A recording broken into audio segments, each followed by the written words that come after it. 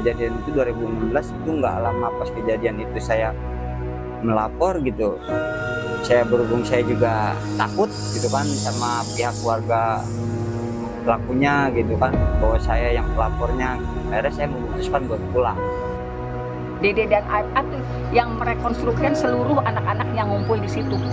Pernah melakukan kejahatan itu enggak? Pas Dedi jawab, demi Allah, demi Rasulullah, Mak, saya enggak melakukan kejahatan seperti itu. Saya juga sadar, saya itu anaknya orang miskin. Dari pihak kepolisian bekerja sesuai dengan SOP, prosedur yang berlaku. Jadi kami sedang bekerja dan mohon doanya. Bisa dipastikan ini kesalahan? Insya Allah.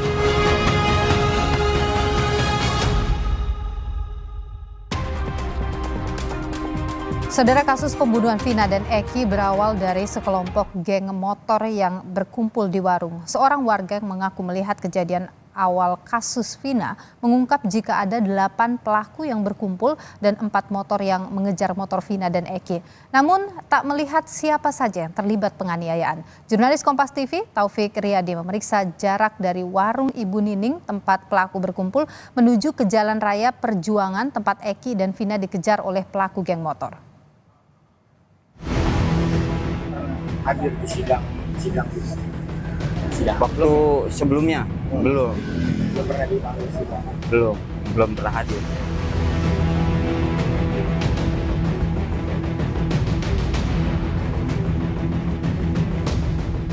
Warung Nining ini sudah ditinggalkan ini sejak penangkapan para pelaku pada tahun 2016 yang lalu ataupun sekitar 8 tahun yang lalu.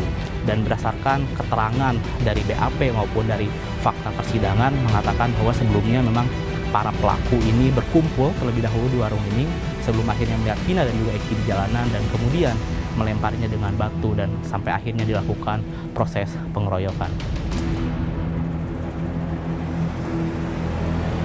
Kasus pembunuhan Vina dan Eki berawal dari sekelompok geng motor yang berkumpul di warung ini.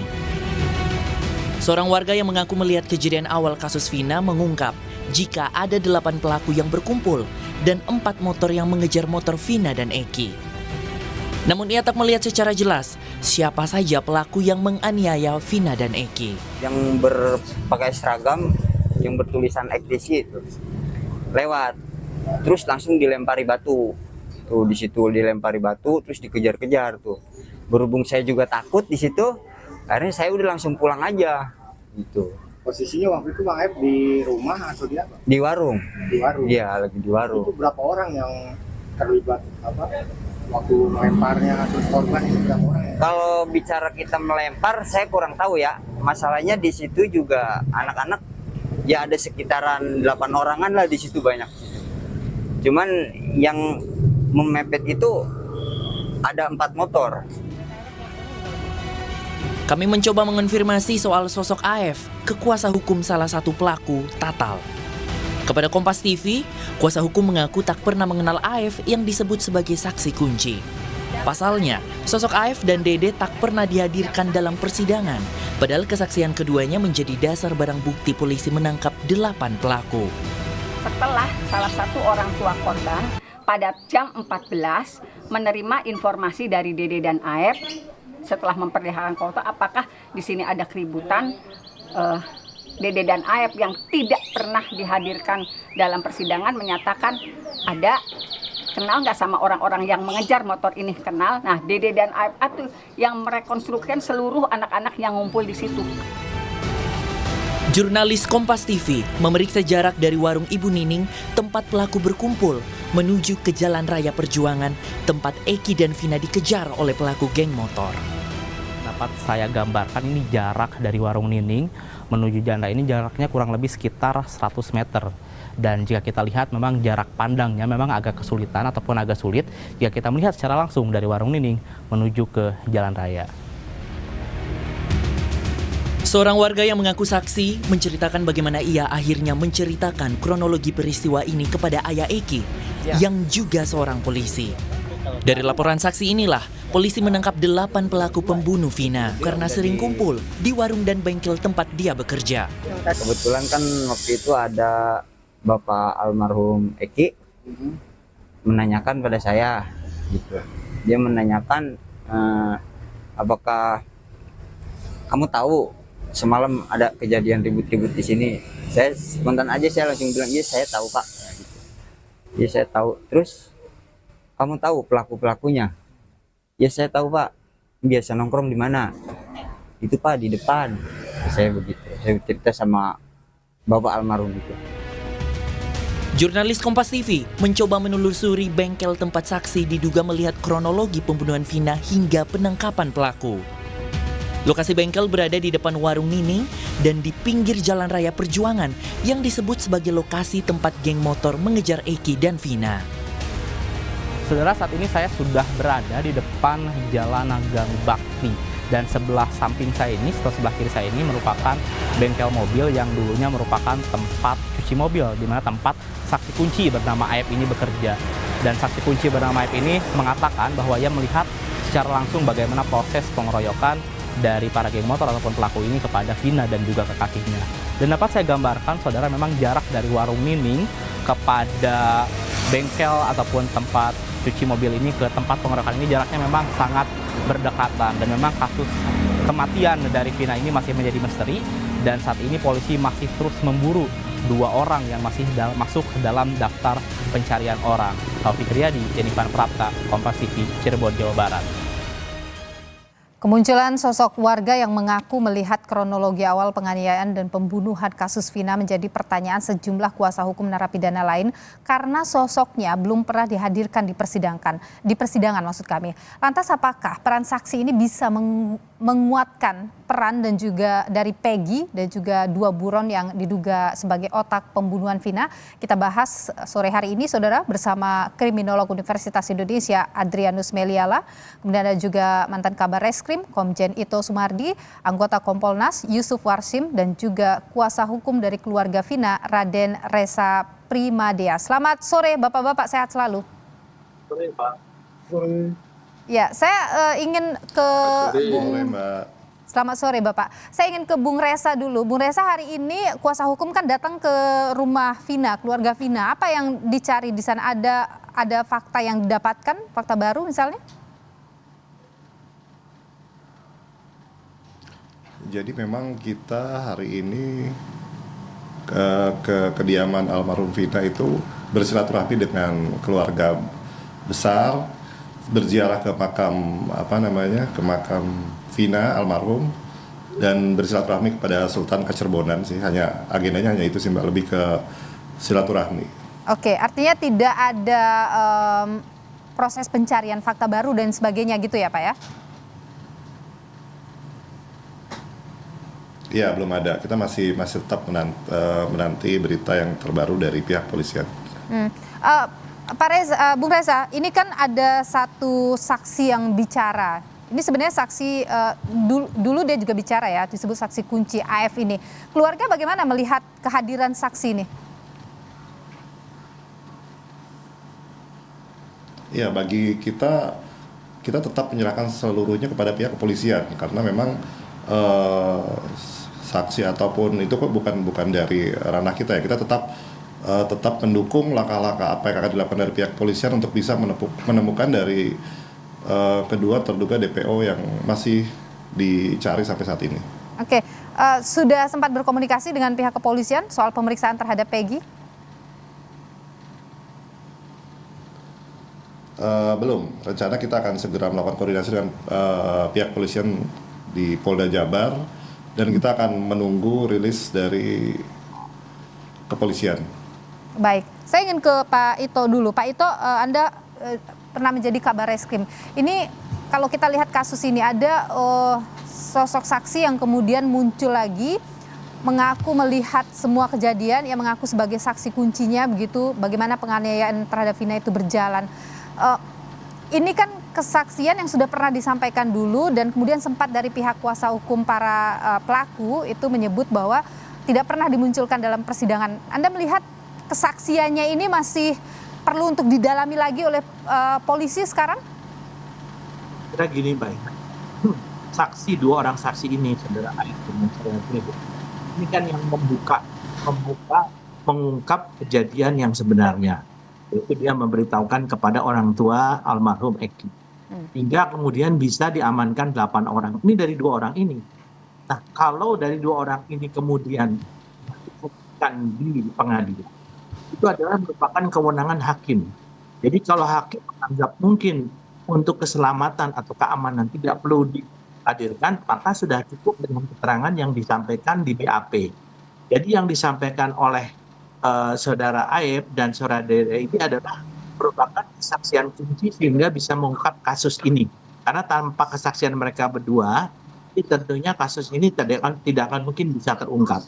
Nah, kemudian ini sudah diuji dari hasil pemeriksaan yang dilakukan oleh pihak penyidik. Tidak bisa kemudian disangkakan pasal 340 dan 338 dan pasal 81.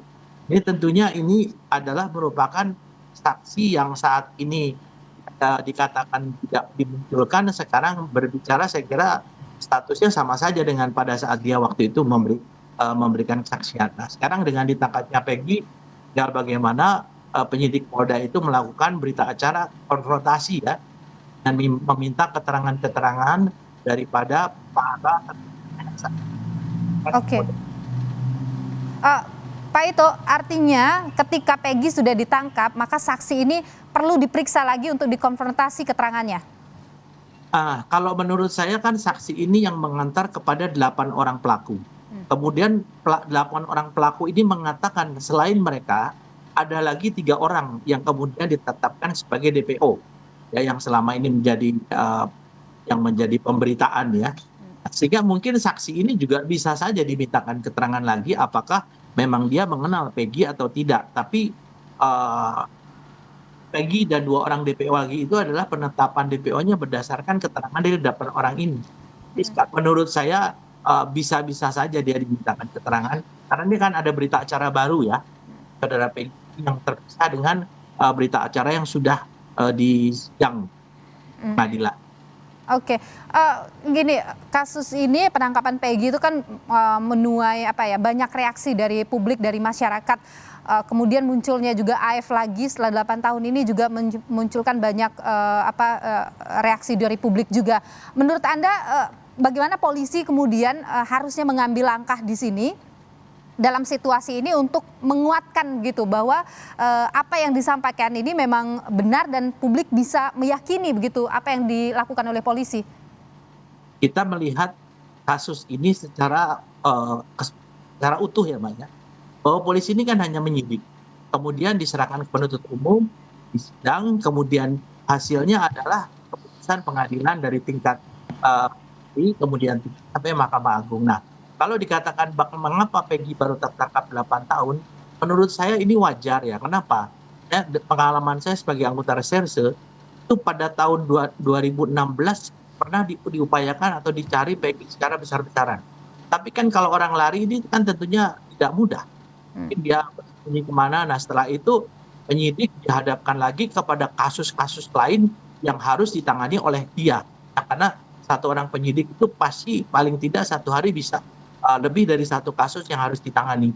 Ya, di sini ada timbul kesan bahwa seolah-olah masalah ini adalah diabaikan. Tapi menurut saya memang kesulitannya adalah sumber daya manusia yang dimiliki oleh Polri ini tidak sebanding dengan jumlah kejahatan yang sedang ditangani ya. Dan kalau sekarang tiba-tiba bisa ditangkap karena sudah viral, tentunya ini akan menjadi kasus atensi, di mana Polda Jabar akhirnya juga ikut turun yang bisa mendapatkan DPO si Peggy dan yang 2 yang masih dicari lagi. Oke. Tanya Mbak. Baik, Pak Ito, saya ingin bergeser dulu ke Pak Yusuf. Pak Yusuf, Kompolnas sendiri bagaimana mengawal proses yang berjalan sekarang ini?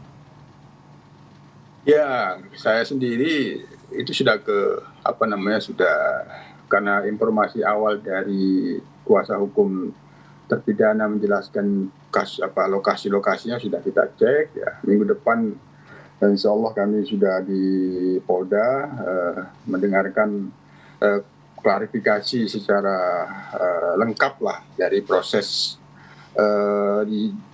dilaporkan kecelakaan, terus dilakukan penyidikan di Polresta Cirebon sampai ada pelimpahan ke ke Polda, termasuk informasi sementara yang kita peroleh pada tahun 2016 itu ada upaya melakukan pencarian dan tidak masuk akal kalau tidak dikatakan tidak mencari karena orang tua korban sendiri kan anggota polisi secara pribadi aktif memberikan informasi petunjuk terkait dengan 3 pelaku lainnya pada waktu itu. Hanya ada perubahan identitas yang diberikan para terpidana itu malah sempat mencabut BAP. Ini tentu kami lihat sebagai hambatan di dalam proses pencarian. Nah, walaupun demikian, prosesnya akan kita lihat minggu depan secara lengkap agar kita bisa memberikan masukan-masukan apabila diperlukan terkait dengan catatan-catatan dan kelemahan-kelemahan yang selama ini ada. Oke, Pak Yusuf, ini kan Peggy sedang diperiksa sekarang oleh pihak kepolisian ya. Apakah Kompolnas juga sudah mendapatkan informasi soal itu, bagaimana prosesnya berjalan itu? Ya, kami masih belum mendapatkan informasi resmi, kan sifatnya masih sementara, perlu konfirmasi secara langsung. Ya, yang pasti kita harus menghormati kewenangan penyidik. Nah, ada Peggy yang sudah tertangkap. Peggy ini sekarang ini kan seolah-olah didesak untuk segera menyampaikan rilis. Tapi itu kita hormati.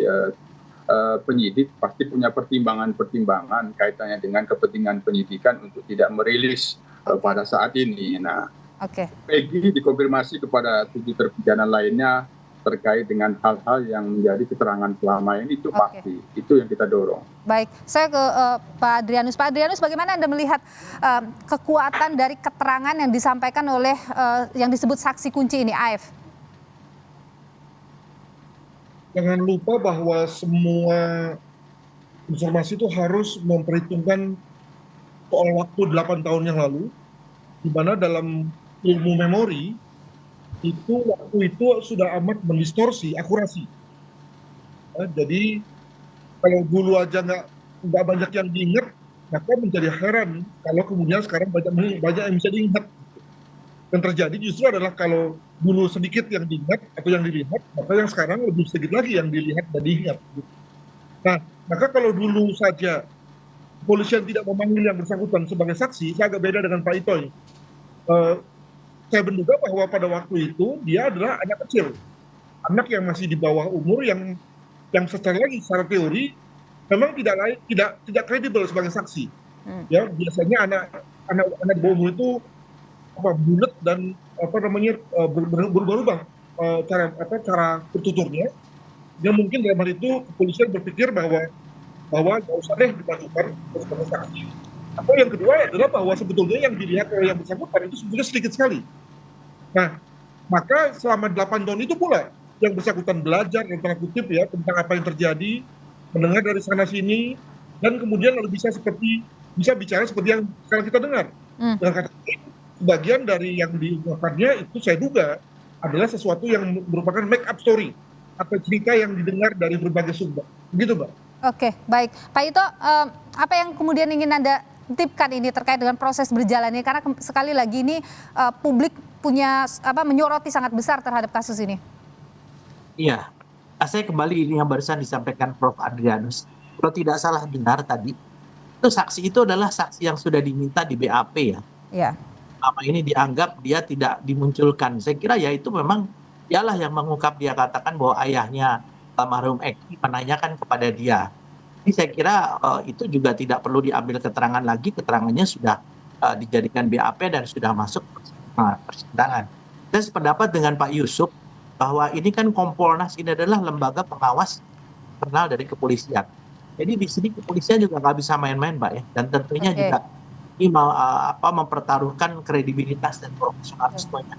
Jadi saya percaya dengan Kompolnas turun, masyarakat selalu memperhatikan kasus ini. Mudah-mudahan kasus ini segera redam, tidak menjadi lagi yang banyak spekulasi yang timbul. Saya kira itu harapan saya, Mbak. Oke, baik. Terima kasih Pak Ito Sumardi, mantan Kabar Reskrim, sudah berbagi pandangan di Kompas Petang. Sayangnya Pak Ito tidak bisa terus bersama dengan kami di Kompas Petang, tapi untuk Bung Reza, Pak Adrianus, dan juga Pak Yusuf, mohon untuk tetap bersama kami. Kita akan kembali usai jeda untuk melanjutkan dialog ini. saudara, kita lanjutkan kembali perbincangan kita sore hari ini. Sudah bersama kami ada kriminolog dari Universitas Indonesia, Adrianus Meliala. Ada juga anggota Kompolnas, Yusuf Warsim. Dan juga ada pengacara dari keluarga atau kuasa hukum dari keluarga Vina, Reza Pramadia. Kita lanjutkan kembali. Saya ingin kembali ke Pak Adrianus dulu. Ini soal tadi Anda menyebut bahwa ya keterangan ini kan sudah 8 tahun yang lalu. Dan kemudian bisa begitu mudah diingat. Artinya polisi harus berhati-hati lagi dalam memeriksa dan mengkonfrontasi begitu keterangannya kepada Peggy ini.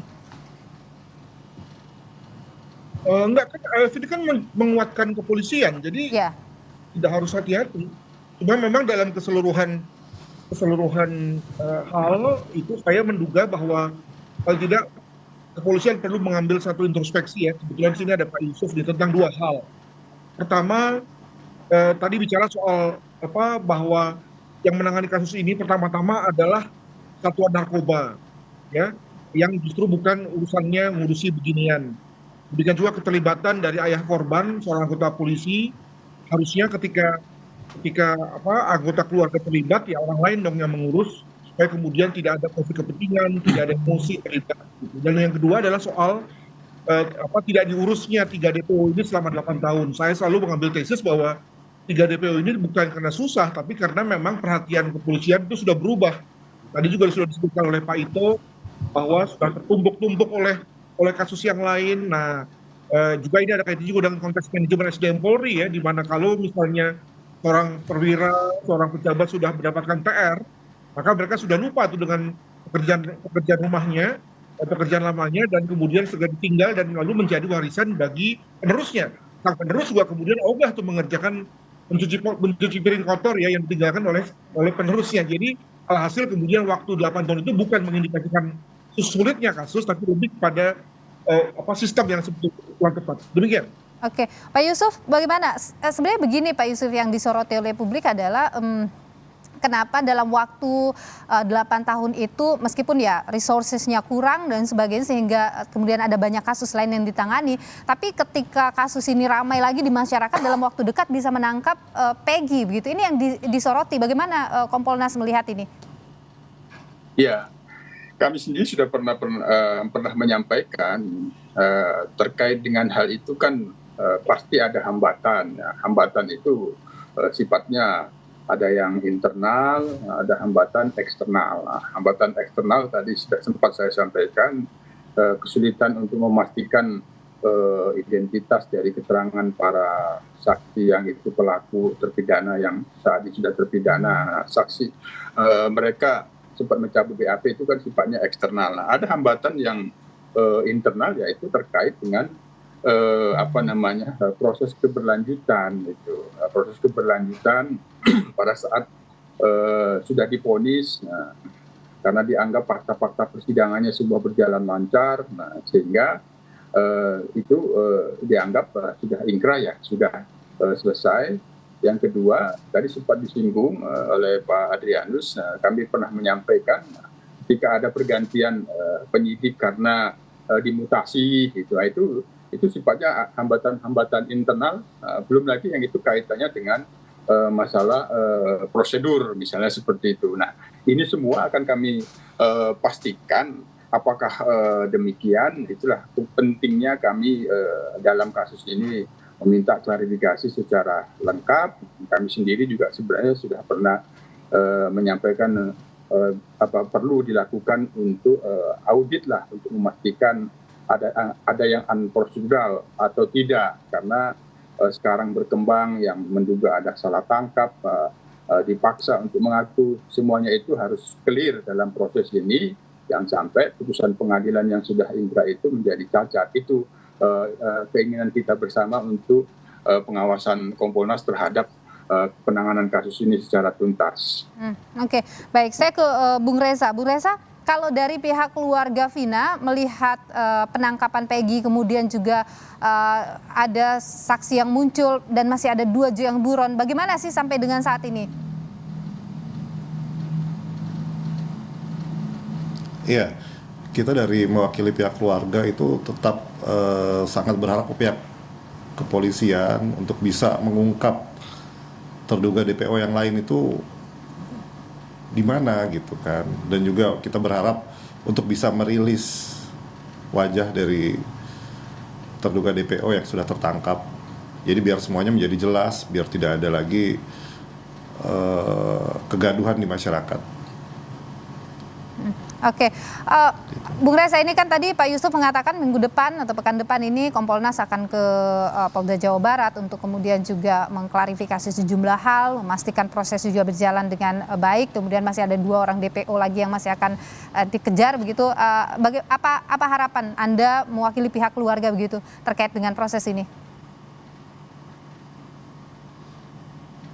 Ya, kami mewakili dari pihak keluarga sangat berharap dua orang terduga DPO ini bisa segera tertangkap sehingga semuanya tidak ada lagi kasus ini berkembang liar menjadi seperti apa. Pokoknya kita dari mewakili pihak keluarga tetap fokus untuk biar terduga DPO ini bisa segera ditemukan dan ditangkap. Oke, baik, terima kasih Bung Reza untuk keterangan berbagi pandangan di Kompas Petang. Terima kasih juga Pak Yusuf Warsim, anggota Kompolnas, dan juga terima kasih Pak Adrianus Meliala, kriminolog dari Universitas Indonesia. Sekali lagi, sorotan publik begitu besar pada kasus ini dan diharapkan polisi bisa bekerja profesional, tidak ada keraguan gitu, dan gamblang, transparan kepada publik. Terima kasih Bapak-Bapak sudah berbagi pandangan di Kompas Petang.